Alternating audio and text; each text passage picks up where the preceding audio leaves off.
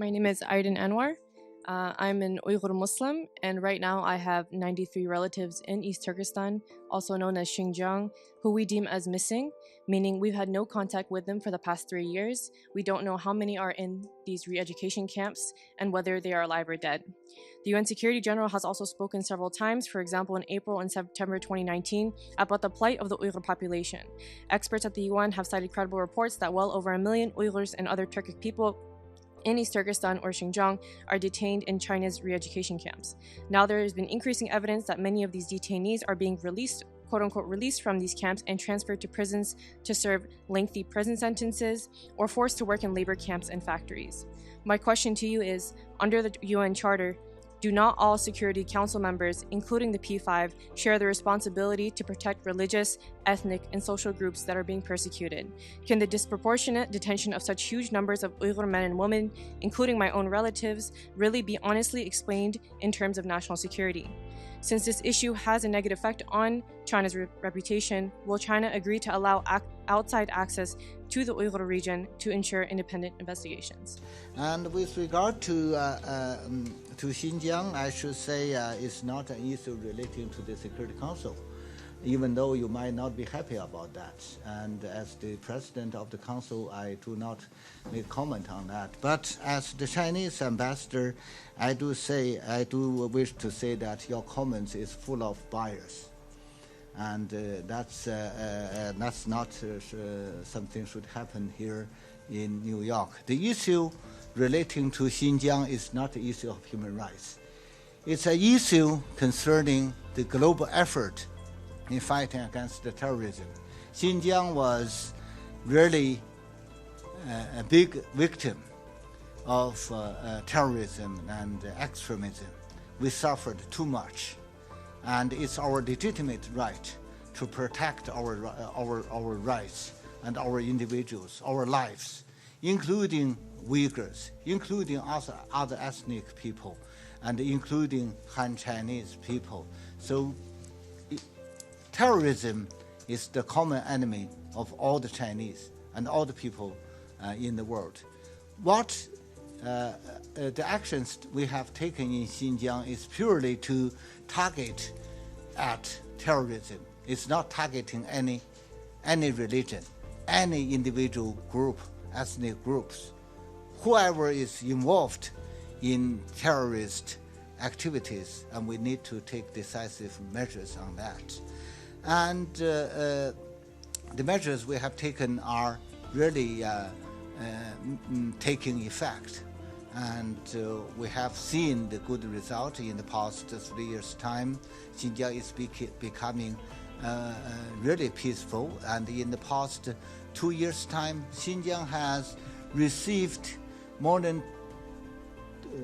200 million tourists from all over the world and from other parts of China. You can see that people are really becoming relaxed about the situation in Xinjiang. And we do have taken some measures by really providing vocational skills. That's really linked to what we are experiencing in Africa. If you have no working skills, if you have received no education, you have no job, you have to fight for your food, and then you can be easily recruited by the terrorist groups. So we are really providing education, providing vocational skills for those young people. And that's really also becoming effective in Xinjiang. And we know that France have been affected negatively by biased reports, by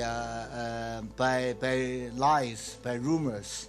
And then, well, of course, China is not in a good position to make people to believe us, even though we are trying very hard. Then what we can do is to invite more friends to visit Xinjiang. In the past 2 years' time, we have invited more than 1,000 NGOs, experts, officials including UN officials, to visit Xinjiang and then to see Xinjiang with their own eyes. And friends from more than 92 countries have visited Xinjiang.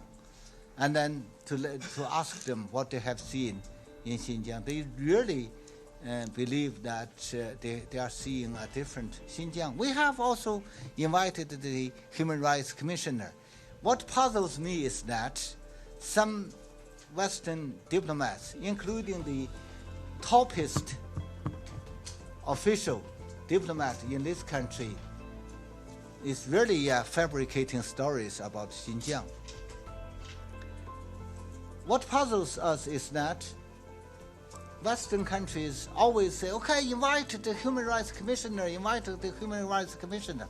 We have, let me tell you, friends, we have invited the Human Rights Commissioner to come to visit Xinjiang at least more than 10 times. That's what I have known. I was in charge of this matter. I was personally involved with that. But then what we have seen is that while we invited some officials to visit Xinjiang, we heard that Western diplomats, including top-level diplomats in this United Nations building, are approaching those senior officials to threaten them not to go to Xinjiang, not to say anything about Xinjiang. That's the current reality. That's why, we do not have fairness in the handling of human rights related issues. That's why, we say human rights are really poisoned, are really politicized. So we hope that NGOs, you are free to tell your views, and you can defending China, it seems, is becoming something, something, how to put it, but we have every right to defend the principle, to defend justice, to defend rule of law, and to defend factual realities.